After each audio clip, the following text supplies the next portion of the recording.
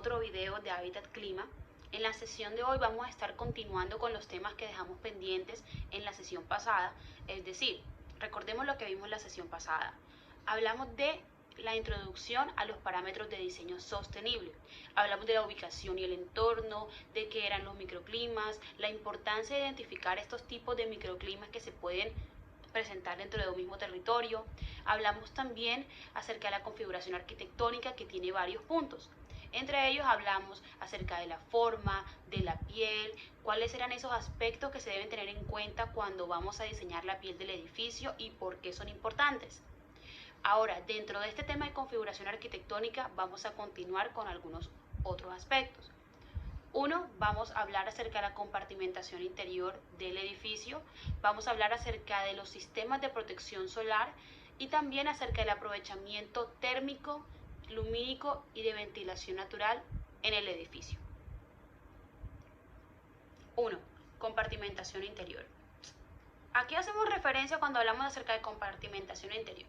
Aquí estamos hablando acerca de la modulación interna del edificio, es decir, si va a tener varias modulaciones, pocas modulaciones o si son espacios totalmente abiertos que permitan el flujo de viento. Eso hay que pensarlo mucho, pero también estamos hablando acerca de la sectorización del edificio, del esquema interno. Cuando nosotros diseñamos un espacio, un edificio, hay que priorizar la necesidad de cada espacio. Por ejemplo, si yo voy a diseñar una vivienda en Barranquilla, mi sala comedor, ¿cómo tendría que ser? Un espacio donde pasan las personas mucho tiempo. ¿Cómo debería ser? Debería ser ventilado, debe estar ubicado en una zona para recibir iluminación natural. Listo, esa es una necesidad. Necesitamos también otro espacio que, por ejemplo, sea la cocina. ¿La cocina qué necesidad tiene? Necesidad de ser ventilada. Entonces, una habitación principal, ¿qué necesidad tiene? Que sea fresca, que no acumule mucha carga térmica. Es decir, esas son las necesidades que tiene cada espacio del esquema arquitectónico. Ahora tú tienes un plano, un lote, y tienes que pensar cuáles son los beneficios de ubicar, por ejemplo, la habitación principal hacia el norte. Y si lo ubico hacia el sur, y si lo ubico hacia el oeste, se cargará térmicamente demasiado. Pero si por ejemplo la sala comedor yo necesito que esté ventilada y reciba la iluminación natural, ubiquémosla hacia el norte. Es decir, tú ya tienes un plan en el que tienes las necesidades de cómo quieres que se comporte cada espacio del edificio y tienes un lote, tienes un esquema general. Tú comienzas a moverlo y pensar, y si lo muevo a la derecha, y si lo muevo a la izquierda, y si lo muevo hacia el oeste, hacia el sur. Es decir, comienzas a mover las zonas para que cada una cumpla con las necesidades de acuerdo a lo que te brinda el entorno y a las condiciones térmicas y de confort de cada uno de estos espacios. A eso nos referimos con compartimentación interior. 2. Sistemas de control solar. Y este es un tema muy importante, principalmente porque nosotros en nuestra localización en Barranquilla tenemos un clima en el cual debemos evitar la carga térmica de los muros, de la piel, del edificio en sí. Entonces, identificar cuáles son estos sistemas de control solar que nos funcionan mejor en nuestra localización es importantísimo. Ahora, los sistemas de control solar se encargan de regular cuál es la cantidad de radiación que va a ingresar al edificio. Sin embargo, esto no solamente aplica para nuestro tipo de climas. En climas fríos también hay que controlar la cantidad de radiación, porque cuando ingresa la radiación no solamente es radiación solar, también hay la carga lumínica. Y entonces hay veces que no se necesita que la carga lumínica ingrese, solamente la carga térmica. Y entonces ahí es cuando comenzamos a jugar con cuáles son estos mecanismos que más funcionan en ciertos sectores, en ciertas localizaciones. ¿Ok? Para que quede muy claro que los sistemas de control solar no solamente van a aplicar en climas cálidos, también van a ser en climas fríos, en climas templados, ¿vale? Cuando hablamos de mecanismos y sistemas de protección solar, hablamos de dos tipos. Uno, son los elementos que son inherentes al edificio y dos, son los elementos que son externos, añadidos al edificio. A ver, pongamos ejemplos de estos. Los fijos pueden ser todos los elementos que estén contenidos dentro de la forma. Por ejemplo, voladizos, como por ejemplo los balcones, por ejemplo lamas que sean parte del edificio, elementos que salgan, que entren, que produzcan sombras.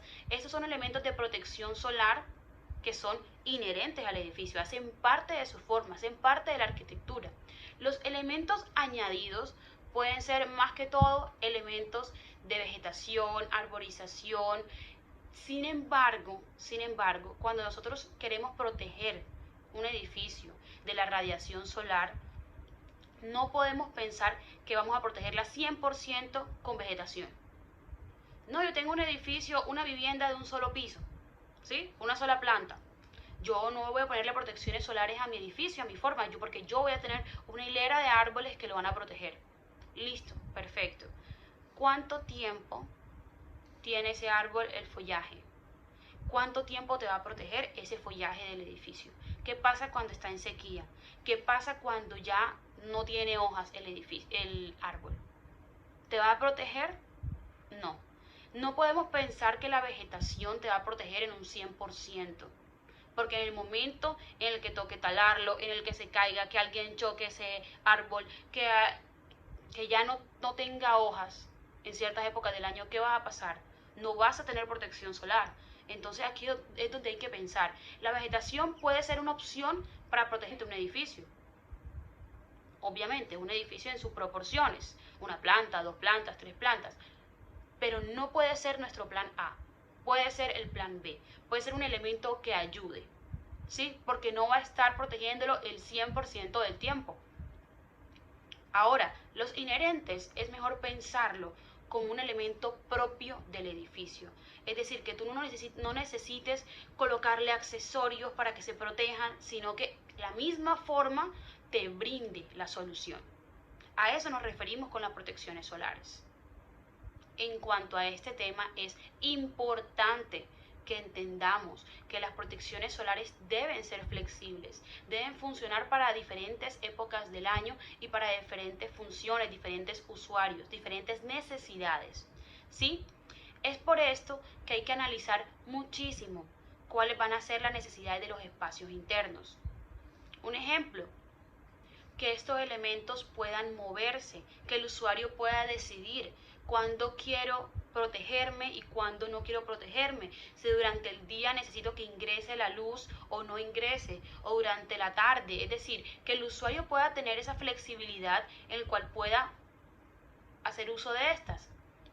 Ahora, es muy importante que las protecciones se piensen bien, ¿sí? Porque hay zonas que no necesitan protegerse y hay zonas que sí. Aquí les pongo un ejemplo acerca de las diferentes modulaciones que puede tener una protección solar, aquí la ven, dependiendo de yo qué quiero hacer con el edificio, qué zonas quiero que se protejan más y cuáles no, en cuáles debo tener pensado aberturas para que ingrese la luz, pero no ingrese la carga térmica y en cuáles sí. Es decir, las protecciones solares no es que yo diga, voy a colocar elementos horizontales en esta fachada porque sí, y estoy protegiendo. Sí, pero ¿qué estás protegiendo? ¿Cuáles son las zonas internas que estás dándole ese beneficio de protegerse? ¿Y si lo necesitas o será un sobreesfuerzo que estás haciendo para el edificio? Aquí es que hay que pensar mucho. Y vuelvo y recalco, cuando nosotros vamos a diseñar protecciones solares, hay que pensar mucho en qué fachada estamos. ¿Por qué? Porque el comportamiento de la fachada va a ser diferente. La fachada sur no se comporta igual que la fachada norte, y que la este y que la oeste. Necesitan tratamientos distintos. Tal como lo hablamos en las primeras clases. Cuando tú decides ubicar protecciones solares verticales, horizontales, no debe ser un capricho. Porque yo quiero que mi fachada norte tenga protecciones horizontales y las voy a colocar horizontales. ¿Y si te funciona? Si te funciona colocar este elemento horizontal, o el elemento vertical funcionaría de una mejor manera. O en la fachada, por ejemplo, sur, aquí en Barranquilla, ¿podemos utilizar protecciones verticales? No, porque el comportamiento es diferente en la fachada sur, tendrían que ser horizontales. ¿Y cuál debería ser la orientación de las laterales, de la este y la oeste? Aquí es donde comenzamos a jugar con cuáles son las necesidades de cada fachada y cuáles son las necesidades de los espacios internos.